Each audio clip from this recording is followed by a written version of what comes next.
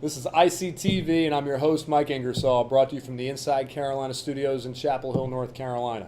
Ask Mike question today is simple. Mike, as a North Carolinian that didn't grow up a Tar Heel football fan, what sold you on Tar Heel football? Listen, I've said it before, and I'll say it again, and I don't know if the question is that the person who sent it in isn't a Tar Heel fan, but they're a North Carolinian, or me. I'll answer it obviously in terms of myself personally. Listen, I grew up a Tar Heel fan, basketball. I didn't know we had a football team until Connor Barth beat Miami in 2004. And I was pulling for Miami. And that was only because Miami versus Ohio State was the first college football game I ever watched, that national championship game the year after Butch Davis took the Browns job.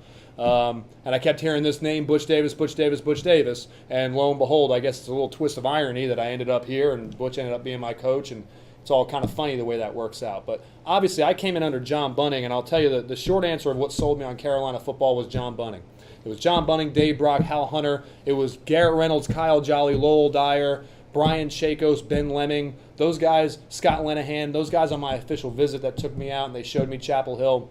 That's part of what sold me on Carolina. That's the short answer. The long answer is I came here on my official visit and I was here for 15 minutes, and I knew that I wanted to be in Chapel Hill. Danny Pearman, who actually used to be our defensive ends coach, Danny Pearman at the time, when I was being recruited, was the tight ends and tackles coach at Virginia Tech. And I took my unofficial visit to Virginia Tech in the springtime, and I met with Danny. Danny's a Mid-Hill guy. He went to Independence High School right down the street from where I grew up. He was a tight end at Clemson, and I had a relationship with Danny. And Danny told me, he says, Mike, if you ever are in a position where football is over, God forbid, can you see yourself being a student at that school for 4 years, walking to class with a book bag on, and you don't have football, you just have school? That's the place you want to go. And that was the single best advice that I got from anybody. And John Siegley and E.J. Wilson and myself, we talked about this on a podcast recently, but I'll tell you again, best decision I ever made was coming to Carolina. That was the best advice I ever got, and it was a hard decision between some of the schools that I had it narrowed down to. But it wasn't a hard decision in that I didn't know if I really wanted to come here. It was a hard decision because I knew so passionately and with such conviction that I wanted to be a Tar Heel and I wanted to play for this football program over others, that it was hard for me to tell the other schools I built relationships with that I didn't want to go there.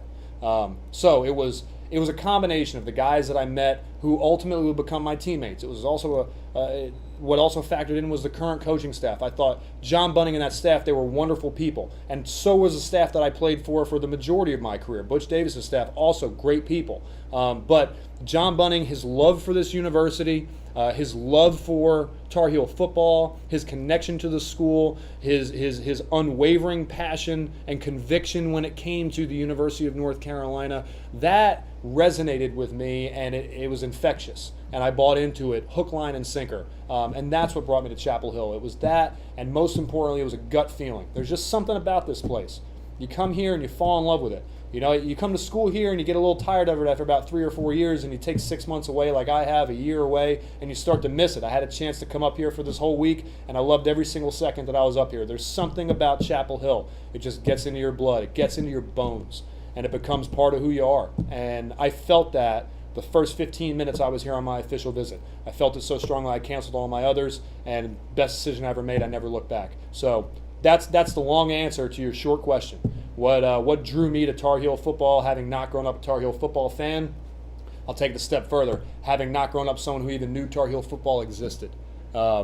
It's just something about this place, man. It's in my bones, and I'm a Tar Heel born and I'm a Tar Heel bred. And when I die, I'll be a Tar Heel dead. And that's it. So for Inside Carolina, I'm Mike Ingersoll. Have a great night.